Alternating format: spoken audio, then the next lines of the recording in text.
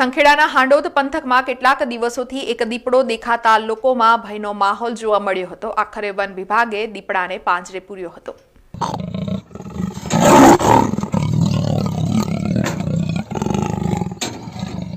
છોટાઉદેપુર જિલ્લામાં વન વિસ્તાર મોટો હોવાથી વન્યજીવો પણ બહોળી સંખ્યામાં જોવા મળે છે, જેમાં સૌથી વધારે દીપડાની સંખ્યા જોવા મળે છે। આ દીપડા ખોરાકની શોધમાં અવારનવાર માનવ વસ્તીમાં ઘસી આવે છે અને પશુઓનું મારણ કરીને જાય છે, જેને લઈને લોકોમાં ભય પણ જોવા મળે છે। આવી જ રીતે સંખેડાના હાંડોદ પંથકમાં કેટલાક દિવસોથી એક દીપડો આંટાફેરા મારતો હતો અને પીપળસેટ ગામમાં પશુનું મારણ કરીને જતો રહેતા લોકોમાં ભય ફેલાઈ ગયો હતો, જેને લઈને વન વિભાગ દ્વારા પીપળસેટ ગામની સીમમાં દીપડાને પાંજરે પૂરવા એક પિંજરું મૂકવામાં આવ્યું હતું, જેમાં બકરાને મૂકવામાં આવ્યું હતું। ત્યારે આજરોજ બકરાને ખોરાક બનાવવા જતા દીપડો પાંજરે પુરાવા ગયો હતો।